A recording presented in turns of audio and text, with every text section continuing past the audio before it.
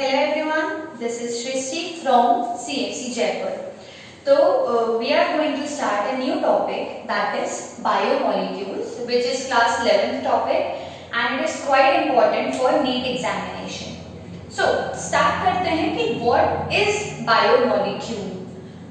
Bio word is always related with living and molecule is small particle. तो basically biomolecules are those particles जिनसे पूरी की life बनी हुई है. ठीक है, अब बायोमोलिक्यूल्स कैसे हो सकते हैं? They could be both organic and inorganic. ठीक है, ऑर्गेनिक भी हो सकते हैं और इनऑर्गेनिक मॉलिक्यूल्स भी हो सकते हैं. ऑर्गेनिक मॉलिक्यूल्स में we include proteins, carbohydrates and fats or lipids,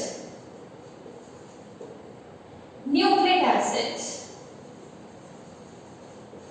nucleic acids क्या है? Are DNA and RNA. Right, तो ये सब हमारे ऑर्गेनिक मॉलिक्यूल्स हो गए जिनसे हमारी पूरी की पूरी बायोलॉजिकल सिस्टम बना हुआ है. अब इनऑर्गेनिक कौन कौन से हैं? एलिमेंट्स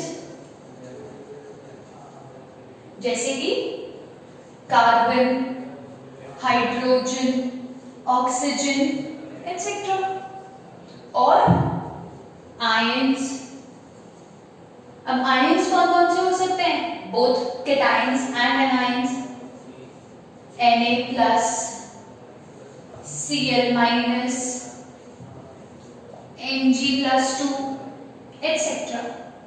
राइट, तो इनऑर्गेनिक में आ गए एलिमेंट्स एंड आयंस, ऑर्गेनिक में आ गए proteins, carbohydrate, fats, lipids and nucleic acid. तो अब हमें पता कैसे चला कि ये सब कंपाउंड्स या सब्सटेंसेस हमारे बायोलॉजिकल सिस्टम में प्रेजेंट है? तो इसको पता करने के लिए कई सारे एक्सपेरिमेंट्स हुए. उसमें से एक एक्सपेरिमेंट हम लोग पढ़ने वाले हैं.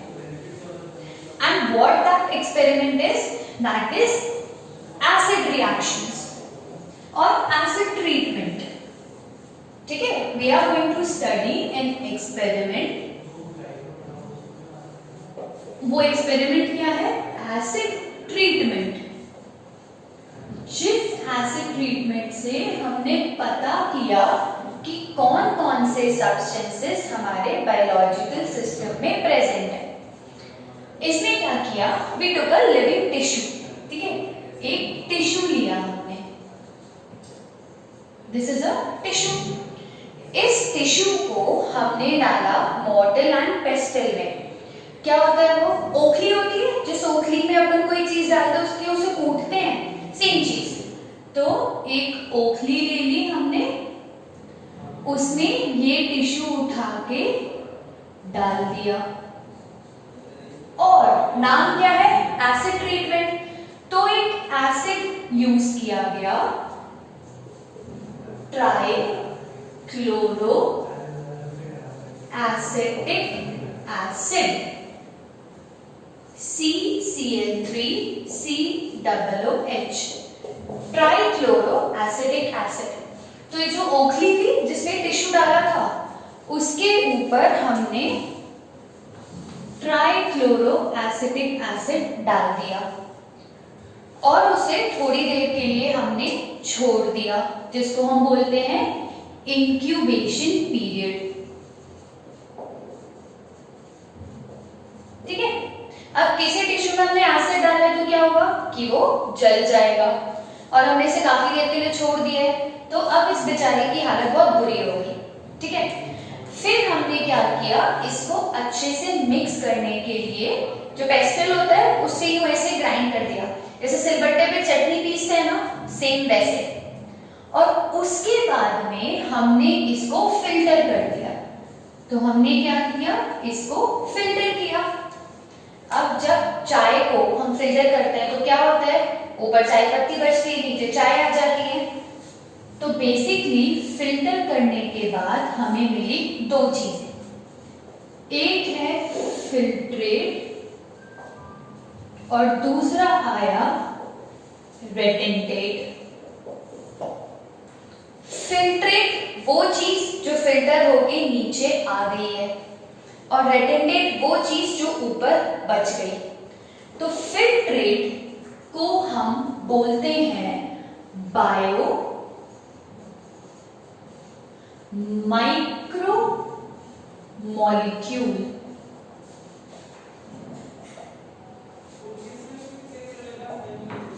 और रेटेंटेट को हम बोलते हैं बायो मैक्रो मॉलिक्यूल।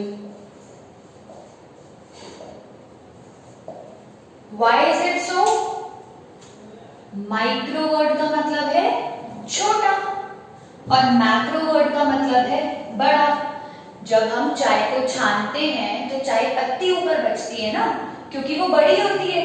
तो इसीलिए bio macro molecules and bio micro molecules.